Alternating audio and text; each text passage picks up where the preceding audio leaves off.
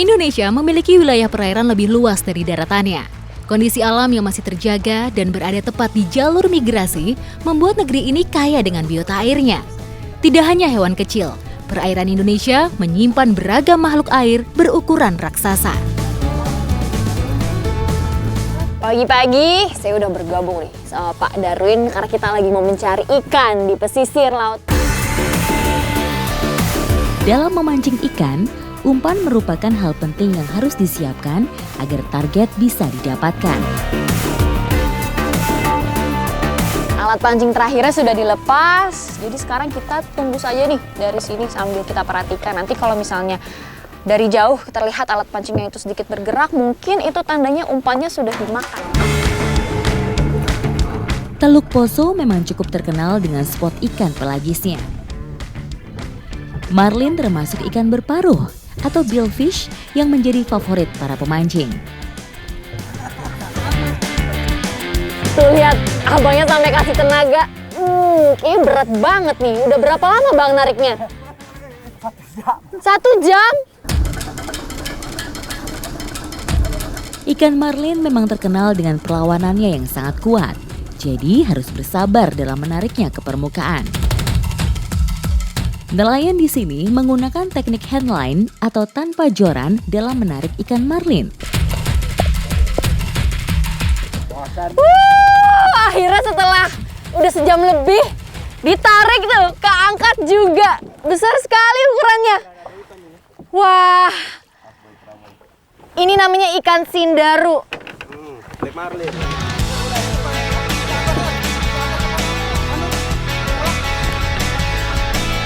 Lihat nih, ukurannya sekitar 2 sampai 3 meter ya Pak.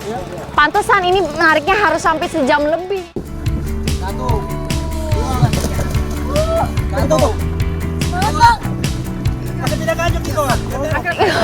Tuh, kebayangkan seberat apa ikan sindaru yang sampai 100 kilo ini, bahkan 2 kali berat badan saya tuh.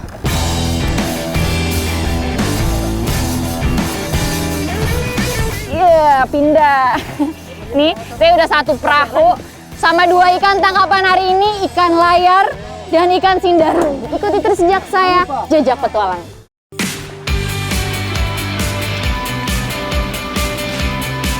Tidak hanya di Poso, perairan Sulawesi mempunyai banyak spot memancing ikan raksasa lainnya. Salah satunya di Minahasa Utara, Sulawesi Utara. Kali ini saya lagi ada di Teluk Amurang, ini bareng om-om dan adik. Kita lagi mau menangkap ikan. Seperti apa petualangannya? Ikuti terus jejak saya, Jejak Petualang.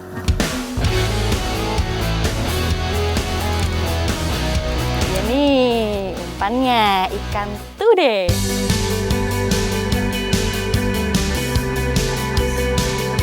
Tadi umpan udah siap, pelampung udah siap. Ini buat nandain nanti kalau ada ikan, dia bakal gerak. Ini tinggal kita lepas ya Om. Oke.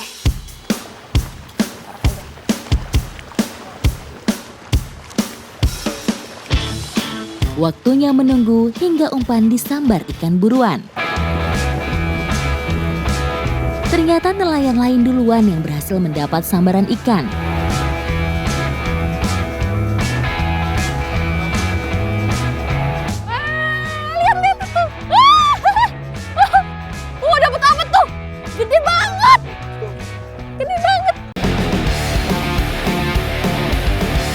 Kekuatan ikan marlin saat sedang berusaha melepaskan diri tidak bisa asal main tarik untuk menghadapinya.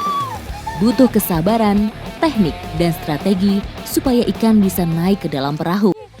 Aduh, ini sudah lama sekali karena ini memang nih perjuangannya tuh bukan main loh. Jadi ketika dia udah ketarik ke atas, bisa aja ini ikannya tuh dorong lagi ke bawah. Oh, tapi itu ketarik lagi nih akhirnya ke atas.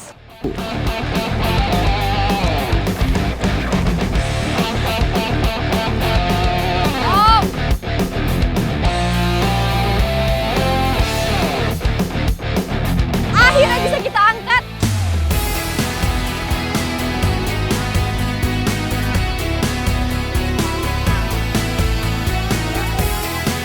Ngangkat ke perahunya aja perjuangan banget nih. Ini dikit lagi nih kayaknya. Ayo Om, gimana? Saya sini.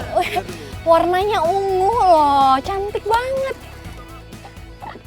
Wah, strike. Setelah susah payah menaklukkan perlawanan ikan, kesabaran kami membuahkan hasil yang tidak sia-sia. Ini nih yang kita dapat, namanya kalau di sini ikan tindarung, tapi ini sejenis ikan layar ya. Ini ukurannya berapa Om? Kira-kira 2 meter. Oh, susah nih. Coba, tuh, ukurannya sebesar saya. Ikan tindarung alias blue marlin memang terkenal lebih kuat dari marlin hitam. Tidaklah mengherankan jika ikan satu ini selalu dicari para pemancing karena sudah menjadi maskot.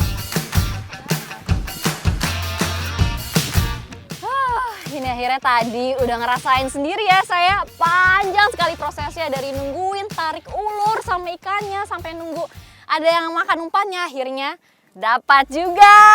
Ini ikannya besar sekali, bukan it.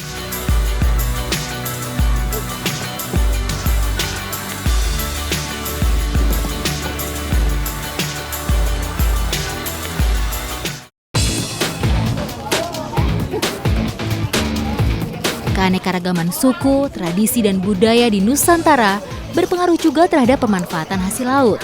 Maka tak heran kalau beda lokasi, beda pula proses pengolahannya.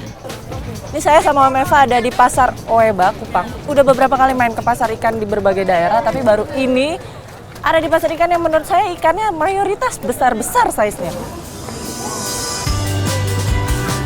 Setiap pagi Om Eva berkeliling Pasar Oeba untuk mencari ikan sebagai bahan dasar untuk pembuatan sei. Nih, yang memang ikan yang biasa Om Eva olah untuk jadi sei. Haya. Ini yang kita cari nih sama ikan tuna sama marlin. Ini kalau misalnya kita lihat, ini sebenarnya susah ngebedain kalau dia kondisinya sudah mati begini, ini yang black marlin atau yang blue marlin. Lazimnya di Indonesia itu memang banyak yang black, tapi cara ngebedainnya, nih, ada di sirip di atas kepala. Kalau misalnya dia punya sirip atas kepala bisa rebah sampai ke badan begini, maka bisa dipastikan ini adalah blue marlin. Nah, blue marlin ini ikan jauh.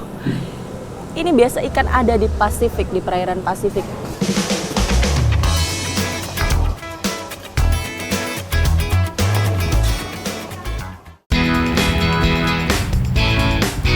Sei adalah satu kuliner khas dari kota Kupang. Biasanya sei terbuat dari daging sapi atau babi yang bertekstur kering dan berbumbu. Kenapa dipilihnya layaran, sei layaran?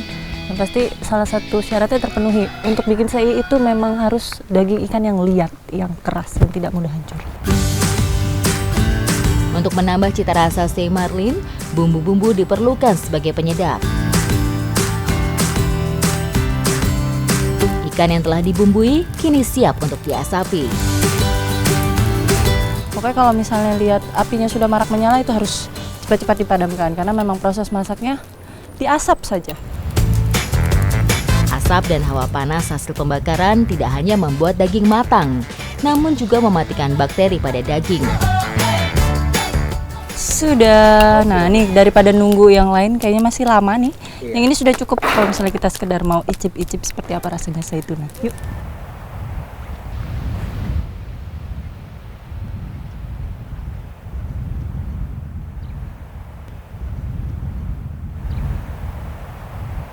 Dia punya daging memang teksturnya liat, keras, berserat. Gurih sih rasanya, enak. Sengaja di packing-packing gini karena memang sei itu memang oleh-oleh khas dari Kupang.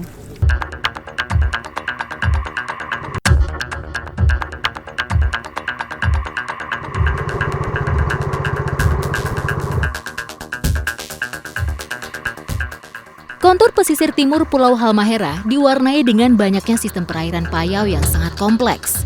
Masyarakat yang selama ini memanfaatkan potensi yang ada dengan cara-cara ramah lingkungan. Salah satu kunci keberhasilan dalam berpetualang adalah penggunaan peralatan yang cocok dengan daerah perburuan. Piranci mancing kelas menengah kami pilih karena sangat sesuai dengan perairan payau di sini. Ini sebentar lagi saya akan turun karena di sini ada 1, 2, 3, 4. Pokoknya banyak anak sungai lah. Nah, tapi sambil nunggu airnya surut, saya mau persiapan dulu alat-alat pancingnya.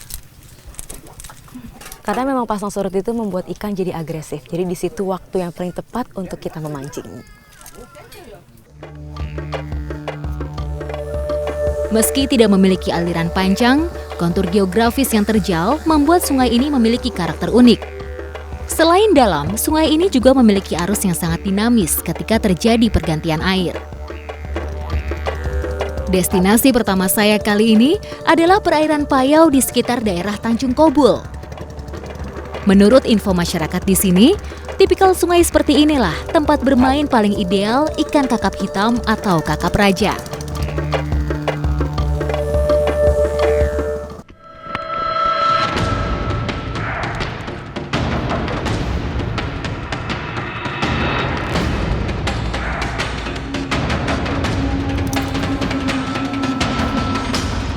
Ini ucapan selamat pagi yang paling indah buat saya dari Halmahera Timur. Black bass. Ikan kakap raja atau kakap hitam adalah ikan terkuat dari keluarga sniper. Wilayah penyebarannya di dunia hanya terdapat di Indonesia dan Papua Nugini.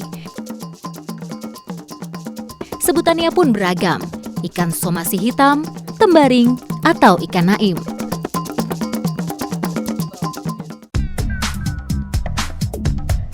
Di Sungai Payau, mengikuti arah pergerakan air adalah cara memancing paling efektif. Ketika air sedang surut, saya bisa berhanyut dari arah hulu menuju hilir. Gerakan dan suara yang dikeluarkan umpan ketika bergerak di dalam air biasanya akan mengundang ikan pemangsa untuk menyambarnya.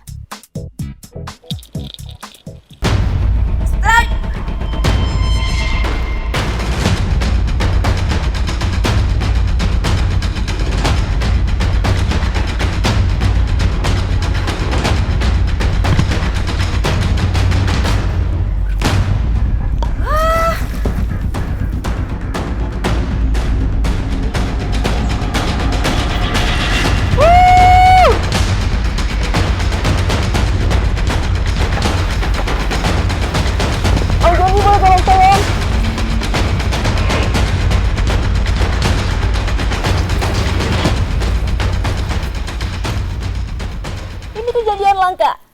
1 kail 2 ikan. Dua-duanya mangrove jack. Satu lebih besar, yang satu lebih kecil. Seru banget. Ikan mangrove jack di Halmahera Timur disebut dengan somasi merah. Mendekati muara badan sungai seringkali menjadi lebih dalam. Biasanya, daerah seperti ini merupakan habitat ideal ikan pemangsa dengan ukuran besar. Ikan penguasa wilayah ini seringkali menunggu mangsa di sekitar belokan sungai atau di dekat struktur perlindungan yang ada.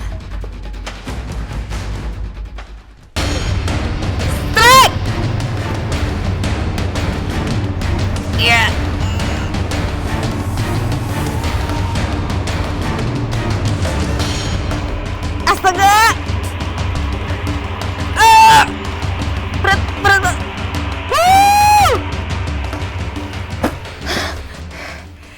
Satu lagi saya dapat.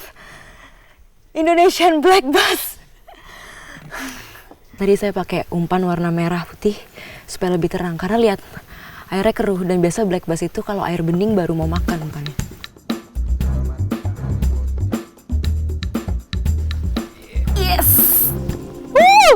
Tapi black bass yang saya dapat kali ini warnanya tidak sehitam yang sebelumnya karena dia menyesuaikan dengan warna air yang keruh. Ikan somasi hitam dikenal sebagai ikan pemangsa yang rakus karena memangsa semua jenis ikan-ikan kecil yang ada di sekitarnya.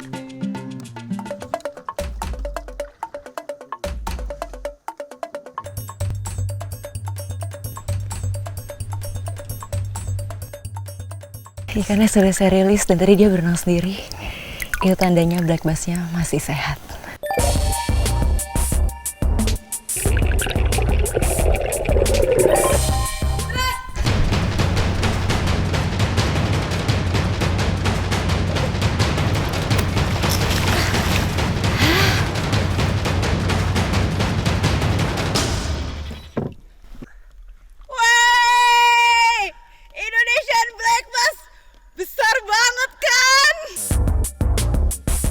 Ini merupakan bukti nyata bahwa ekosistem perairan Payau di Halmahera Timur memang terjaga dengan baik.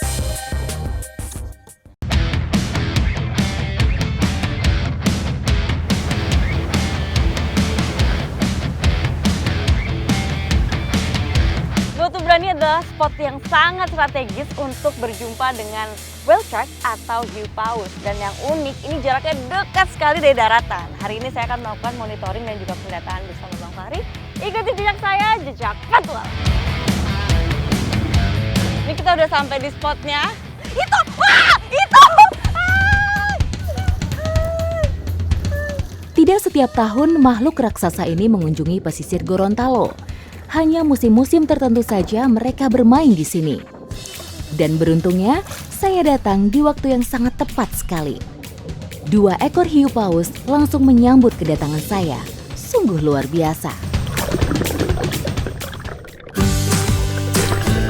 Hewan besar ini masih termasuk jenis ikan dan bukan termasuk kategori mamalia seperti paus yang lainnya.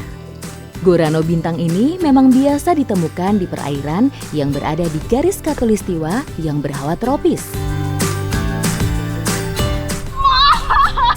Keren banget! Dan cara untuk memanggil whale shark ini cukup unik dan mudah. Itu cukup mengetuk-ngetuk aja pada perahu dan mereka akan mendekat. Aduh, saya beruntung sekali bisa ketemu whale shark, ketemu hiu paus, 2 sekaligus.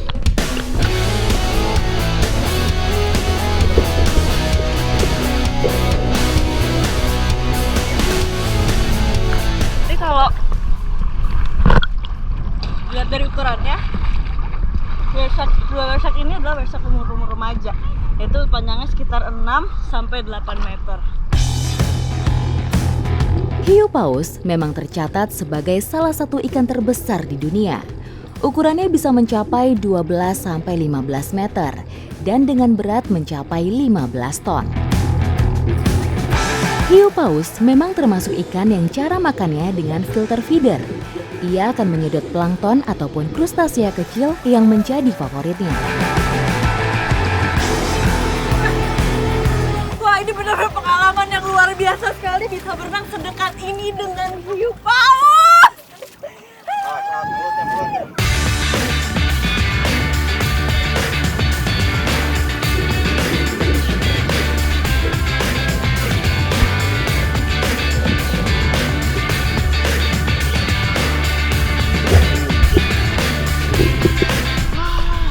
Semangat bisa berenang sedekat itu sama whale shark sama hiu paus, ya ampun.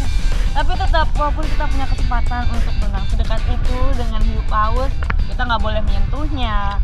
Kalau yang naik perahu tidak boleh bawa makanan-makanan yang dibungkus plastik.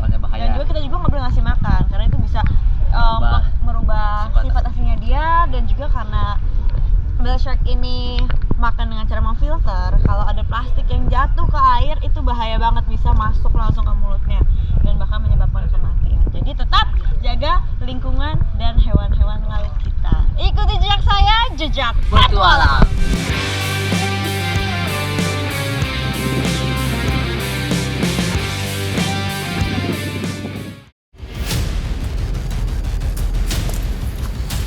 Oh ini Bu, Bu! Bu! Jepit Bu. Jadi ini dia, kita harus ekstra hati-hati kalau mau pegang kelabang karena dia di bagian depannya itu ada sungutnya yang beracun.